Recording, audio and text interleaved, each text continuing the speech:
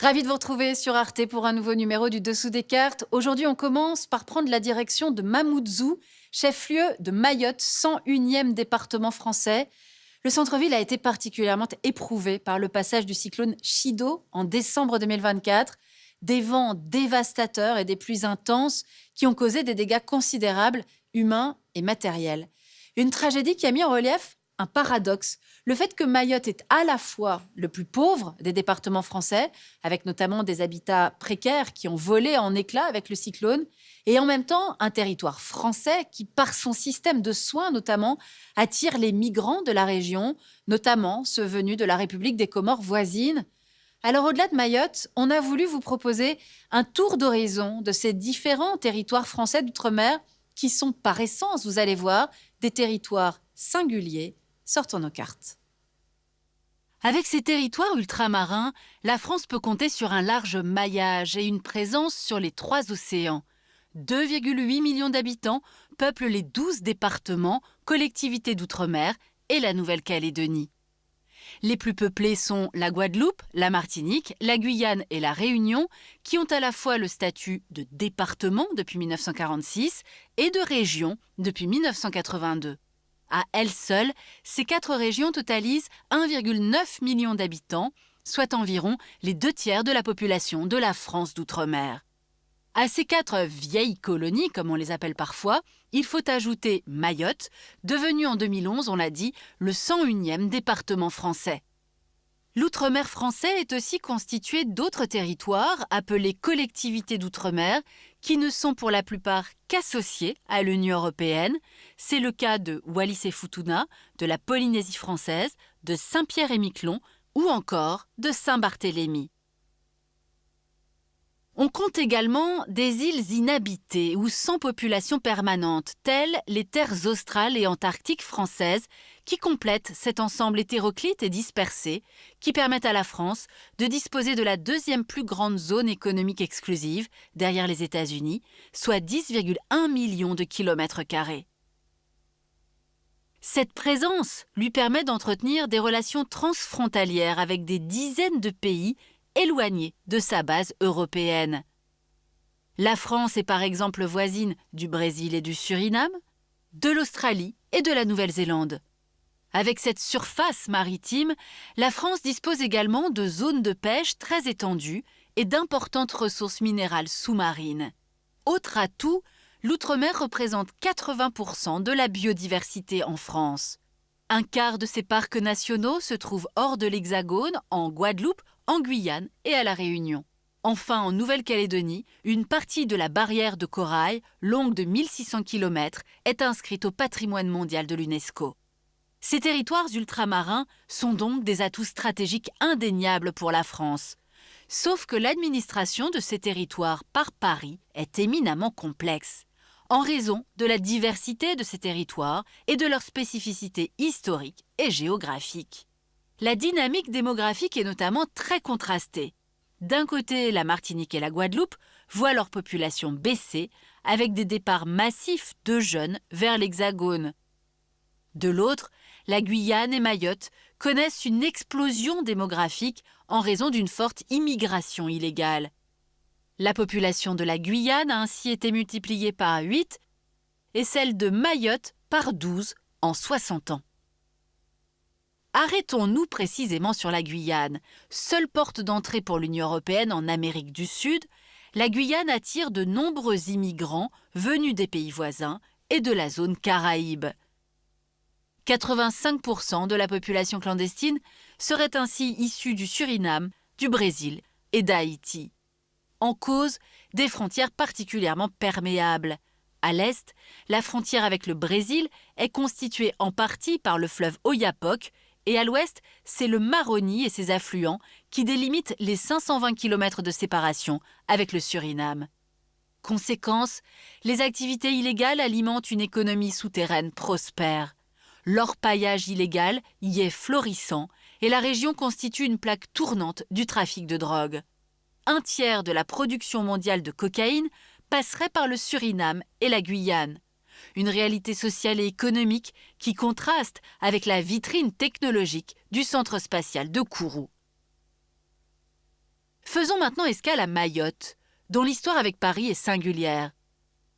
Rattachée à la France depuis le 19e, les 4 îles des Comores deviennent un seul et même territoire d'outre-mer en 1946. 1974, l'archipel souhaite accéder à son indépendance. Une consultation d'autodétermination est organisée. Les habitants d'Anjouan, de Mohéli et de la Grande Comore se prononcent pour l'indépendance, mais Mayotte choisit, elle, de rester française. Une fragmentation de l'archipel qui pose des questions de droit international avec le non-respect du principe de l'intégrité territoriale des Comores, mais qui va permettre à la France de maintenir sa présence stratégique dans l'océan Indien. Dans l'archipel, Mayotte, la française, devient au fil des ans un Eldorado pour les habitants des autres îles qui constituent la République des Comores, laquelle sombre dans l'instabilité politique et la misère. La catastrophe du cyclone Chido, on l'a dit, a mis en lumière les difficultés qui se concentrent à Mayotte du fait de ces flux migratoires mal gérés, infrastructures vétustes, services publics défaillants, tissu économique atrophié. Ce département le plus pauvre de France apparaît comme le grand oublié de la République. Confrontés à des crises sociales et politiques, on l'a vu, ces territoires éloignés accusent un retard de développement par rapport à l'Hexagone, des difficultés qui sont souvent l'héritage de l'ancien système colonial, et c'est ce qu'on va voir maintenant. Malgré des statuts différents, toutes les économies ultramarines souffrent de maux semblables. Ainsi, le chômage est 2 à 3 fois supérieur aux Antilles et à la Réunion que dans l'Hexagone. Le PIB par habitant y est inférieur de plus d'un tiers. La population ultramarine est également plus vulnérable, avec de nombreux problèmes de santé, diabète, obésité, addiction aux drogues et à l'alcool. Toujours très dépendante d'une relation quasi exclusive avec l'Hexagone, les économies ultramarines sont extrêmement fragiles. Entre 50% et les 2 tiers des échanges commerciaux se font uniquement avec la France hexagonale. Cette situation est un héritage du système économique colonial dit de l'exclusif. Les territoires devaient autrefois fournir des matières premières agricoles comme les bananes, tout en servant de débouché aux produits de l'Hexagone. Sans projet industriel ambitieux, l'économie en Outre-mer dépend surtout des transferts publics de l'État, d'aides diverses et de salaires artificiellement élevés. C'est une autre persistance de la période coloniale. Les fonctionnaires bénéficient d'une surrémunération allant de 40% aux Antilles à 108% en Polynésie française. Un dispositif qui a eu un effet inflationniste, tout comme une taxe spécifique, l'octroi de mer. Cette taxe douanière s'applique aux importations en Guadeloupe, Martinique, Guyane, Mayotte et à la Réunion. Censée protéger la production locale et financer les collectivités ultramarines, cette taxe a eu pour conséquence de faire grimper les prix. Résultat, la question de la vie chère est à l'origine de forts mouvements de protestation, à la Réunion en 2012, en Guyane en 2017 ou plus récemment en Martinique en 2024. Dans l'île, si les produits alimentaires sont près de 40% plus chers que dans l'Hexagone, c'est aussi en raison de la situation de monopole dont bénéficient les groupes d'importation et de distribution, appartenant pour la quasi-totalité à quelques familles de blancs créoles, les béquets, qui tiennent une grande partie de l'économie antillaise. Des discriminations et un sentiment d'injustice qui relancent les tensions socio-identitaires et les velléités d'indépendance d'une partie de la population, notamment en Nouvelle-Calédonie.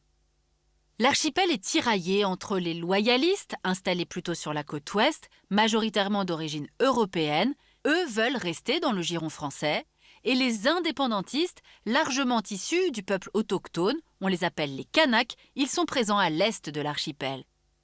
1988, les accords de Matignon négociés avec Michel Rocard ont permis de mettre fin à la période insurrectionnelle liée au réveil de l'identité kanak autour de la figure de Jean-Marie Djibaou. Ces accords, complétés par ceux de Nouméa en 1998, prévoient alors l'organisation de référendums d'autodétermination. 3 scrutins ont été organisés en 2018, 2020 et 2021. Une majorité se dégage pour maintenir le lien avec la France, même si le dernier vote a été boycotté par les indépendantistes et à raviver les tensions dans une population calédonienne très fragmentée entre les Kanaks, qui représentent 41% de la population, les personnes d'origine européenne, dont les Caldoches, les descendants des colons, qui pèsent 24%, et enfin les autres communautés, notamment asiatiques et océaniennes, qui forment autour de 27% de la population. En 2024, la réforme constitutionnelle qui vise à élargir le corps électoral est critiquée par les indépendantistes et provoque des émeutes causant la mort de 14 personnes. Des violences qui percutent de plein fouet la stratégie française dite de l'Indo-Pacifique, une région où la Chine cherche également à imposer son leadership. Et on termine avec ces opérations dites d'ingérence ou de déstabilisation dans ces territoires d'outre-mer venus de pays comme la Russie ou la Chine, mais aussi l'Azerbaïdjan. Regardez cette photo. Nous sommes en mars 2024 en Nouvelle-Calédonie. Parmi les manifestants indépendantistes kanaks, on y voit une banderole en soutien à la Russie de Poutine, ainsi que le drapeau de l'Azerbaïdjan, deux pays qui mènent des campagnes sur les réseaux sociaux contre ce qu'ils nomment la politique coloniale française. De quoi faire sourire ceux qui notent que Poutine, en envahissant l'Ukraine, a précisément manifesté une nostalgie de l'ancien empire soviétique, l'URSS.